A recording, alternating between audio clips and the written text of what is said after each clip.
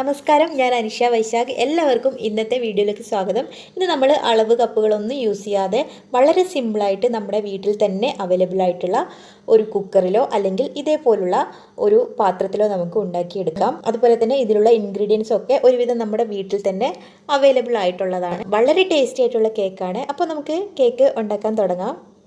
ആദ്യമായിട്ട് നമുക്ക് കേക്ക് 1 മണിക്കൂർ ഒന്ന് ഓറഞ്ച് ജ്യൂസിൽ കുതിർത്ത് വെക്കണം. ഓറഞ്ച് ജ്യൂസോ മുന്തിരി ജ്യൂസോ ഒക്കെ ഉപയോഗിക്കാം. ഞാനിവിടെ ഓറഞ്ച് ജ്യൂസാണ് ഉപയോഗിക്കുന്നത്. ഇനി കുതിർക്കുന്നില്ലെങ്കിൽ നമുക്ക് ഇതേപോലെ 1-2 ടേബിൾ സ്പൂൺ മൈദയിലോട്ട് നമ്മുടെ കശുവണ്ടിയും മുന്തിരിയും ഒക്കെ മിക്സ് ചെയ്തിട്ട് ഓൺ ദി സ്പോട്ട് തന്നെ ബാറ്ററിലോട്ട് മിക്സ് ചെയ്യാം. അപ്പോൾ ഞാനിവിടെ ഈ ഡ്രൈ ഫ്രൂട്ട്സൊക്കെ ഓരോ കൈപ്പിടിയിൽ ഒതുങ്ങുന്ന അത്രയുമാണ് എടുത്തിട്ടുള്ളത്. നട്ട്സൊക്കെ നമ്മുടെ ഇഷ്ടാനുസരണം നമുക്ക് ചേർക്കാം.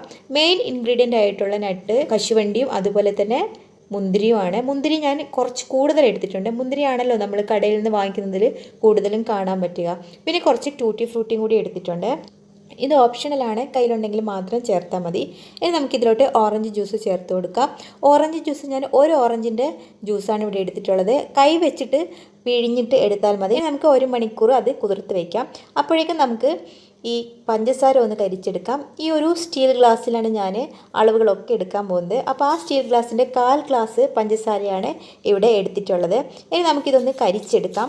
ലോ ഫ്ലെയിമിലിട്ടിട്ടാണ് കരിച്ചെടുക്കാൻ പോകുന്നത്. അപ്പോൾ ഇതേപോലുള്ള ഒരു അലൂമിനിയം പാത്രമാണെങ്കിൽ നമുക്ക് കറക്റ്റ് ആ ഒരു ഗോൾഡൻ ബ്രൗൺ കളർ ആകുമ്പോൾ തന്നെ നമുക്ക് കറക്റ്റ് പരുവം മനസ്സിലാവും. സ്റ്റീൽ പാത്രമാകുമ്പോൾ പെട്ടെന്ന് കരിഞ്ഞു പോകാനുള്ള ചാൻസ് ഉണ്ട്.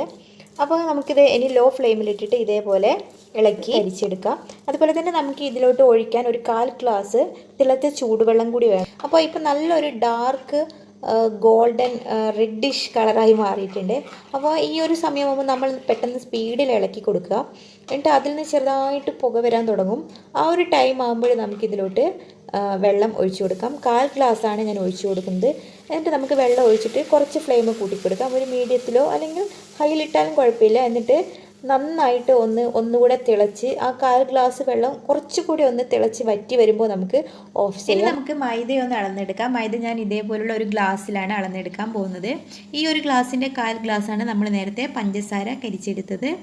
അപ്പോൾ നമുക്ക് ഇതേപോലെ ടേബിൾ സ്പൂണിൽ മൈദ എടുത്തിട്ട് ജസ്റ്റ് ഒന്ന് ഇളക്കി കളഞ്ഞിട്ട് എത്രയാണോ ബാക്കി വന്നിട്ടുള്ളത് അതാണ് നമ്മൾ 1 ടേബിൾ സ്പൂൺ ആക്കിയിട്ട് കണക്കാക്കിയിട്ടുള്ളത്. അങ്ങനെ ഞാനിവിടെ 16 ടേബിൾ സ്പൂൺ മൈദയാണ് എടുത്തിട്ടുള്ളത്. ഇനി നമുക്കിതിലോട്ട് 1/2 ടീസ്പൂൺ ബേക്കിംഗ് പൗഡർ ചേർത്ത് കൊടുക്കാം. പിന്നെ ഒരു 2 നുള്ള് ഉപ്പും കൂടി ചേർത്ത് കൊടുക്കാം. അതിനുശേഷം നമുക്ക് ഇതിലോട്ട് 1/4 ടീസ്പൂൺ ഗ്രാമ്പു പൊടിച്ചത് ചേർത്ത് കൊടുക്കാം. അതുപോലെ തന്നെ 1/4 ടീസ്പൂൺ പട്ട പൊടിച്ചതും ചേർത്ത് കൊടുക്കാം. പിന്നെ നമുക്ക് 1/2 ടീസ്പൂൺ ഏലക്കായ പൊടിച്ചതും ചേർത്ത് കൊടുക്കാം. ഇത് നമുക്ക് സെപ്പറേറ്റ് പൊടിച്ച് തന്നെ ചേർത്ത് കൊടുക്കാം. ഒരുമിച്ചിട്ട് മിക്സിയിൽ വെച്ചിട്ട് പൊടിച്ചാലോ അല്ലെങ്കിൽ പഞ്ചസാരയുടെ കൂടെ പൊടിച്ചാലോ ഒക്കെ ടേസ്റ്റ് മാറിപ്പോകുന്നുണ്ട്. ഇനി നമുക്കിത് 2 തവണ അരിച്ചെടുക്കാം. അതിൽ ബാക്കി വരുന്ന പൊടിയൊക്കെ അതിൽ തന്നെ ഇട്ടാൽ മതി. പട്ടയുടെയും ഗ്രാമ്പൂവിൻ്റെയും ഒക്കെ പൊടി വന്നാൽ അതിൽ തന്നെ ചേർത്താൽ മതി.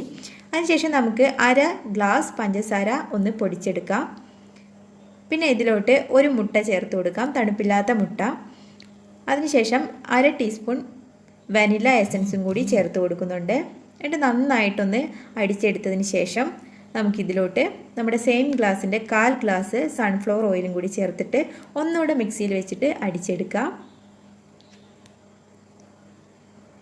അതിനുശേഷം നമുക്ക് ഇതിലോട്ട് ജാതിക്ക കുരു ഗ്രേറ്റ് ചെയ്തെടുത്തതാണ് ചേർത്ത് കൊടുത്തിട്ടുള്ളത്.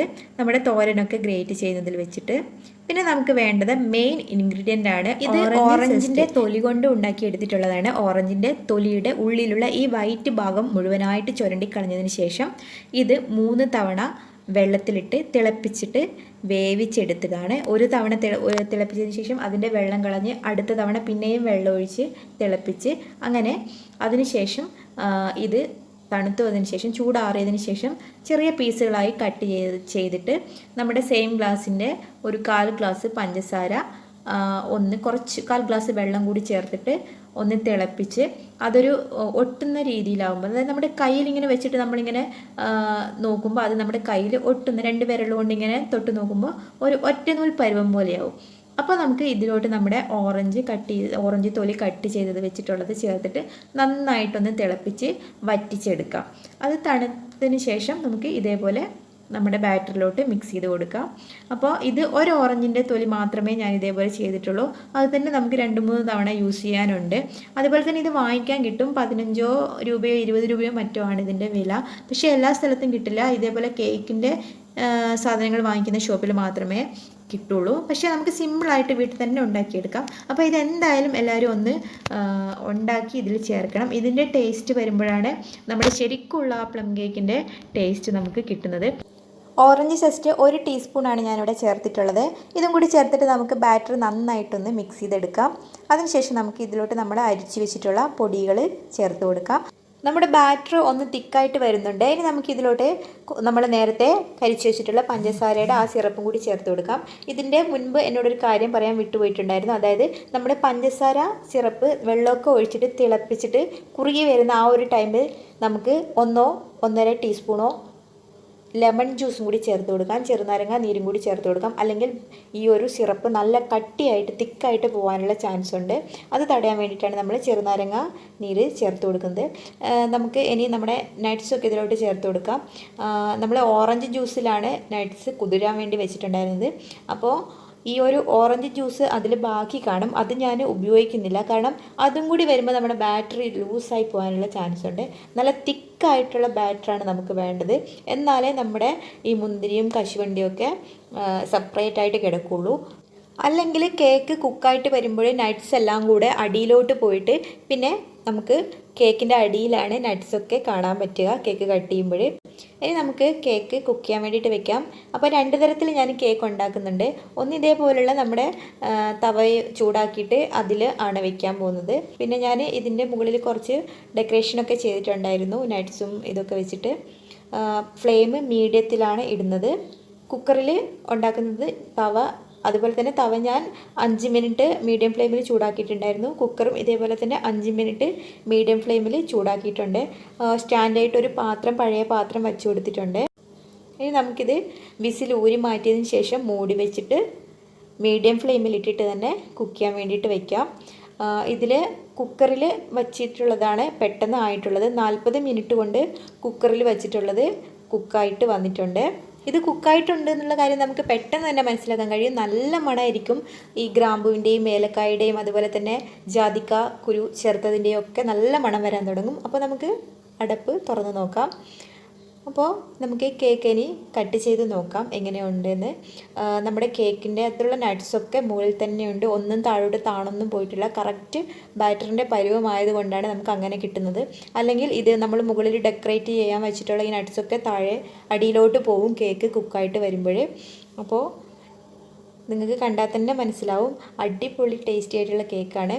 അപ്പോൾ കേക്ക് ഇന്ന് ഉണ്ടാക്കിയിട്ട് നാളെ കഴിക്കുമ്പോഴാണ് അതിൻ്റെ ആ ഒരു കറക്റ്റ് ടേസ്റ്റ് നമുക്ക് മനസ്സിലാവുക. അപ്പോൾ എല്ലാവരും ട്രൈ ചെയ്ത് നോക്കണം. നിങ്ങൾക്ക് വീഡിയോ ഇഷ്ടമായിട്ടുണ്ടെങ്കിൽ നിങ്ങൾ എന്തായാലും കമൻറ്റ് ചെയ്യണം. അതുപോലെ തന്നെ നിങ്ങൾക്ക് എന്ത് ഡൗട്ട് ഉണ്ടെങ്കിലും കമൻ്റായിട്ട് ചോദിക്കാവുന്നതാണ്. അടിപൊളി കേക്കാണ്. നമ്മൾ കടയിൽ നിന്ന് വാങ്ങുന്നതിൽ നിന്നും ഒരു പടി മുന്നിട്ട് നിൽക്കുന്നതാണ് ഇതിൻ്റെ ടേസ്റ്റ്. ആ ഓറഞ്ച് സെസ്റ്റ് നിങ്ങൾ എന്തായാലും ചേർക്കണം. ആ ഒരു ടേസ്റ്റ് കറക്റ്റ് വരുന്നത് നമ്മൾ ഈ ഒരു ഓറഞ്ച് സെസ്റ്റും കൂടി ചേർക്കുമ്പോഴാണ്. അതുപോലെ തന്നെ നമ്മളിതിൽ ആൽക്കഹോളൊന്നും ചേർത്തിട്ടില്ല എന്നുള്ള കാര്യം മനസ്സിലാവുകയേയില്ല. പിന്നൊരു കാര്യം, നമ്മൾ കടയിൽ നിന്ന് വാങ്ങിക്കുന്നതാണെങ്കിൽ നമുക്ക് ഒരുപാടൊന്നും കഴിക്കാൻ പറ്റത്തില്ല.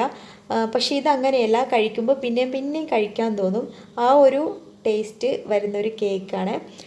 നമ്മുടെ ഈ ഒരു പാത്രത്തിൽ വെച്ചിട്ടുള്ള കേക്ക് 1 മണിക്കൂർ കൊണ്ടാണ് കുക്കായി വന്നിട്ടുള്ളത്. അതും അടിപൊളിയായിട്ട് തന്നെ കുക്കായി വന്നിട്ടുണ്ട്. അപ്പോൾ വീഡിയോ ഇഷ്ടമായിട്ടുണ്ടെങ്കിൽ ലൈക്ക് ചെയ്യാൻ മറന്നു പോകരുത്. നമുക്ക് വീണ്ടും കാണാം മറ്റൊരു റെസിപ്പിയുമായി. താങ്ക്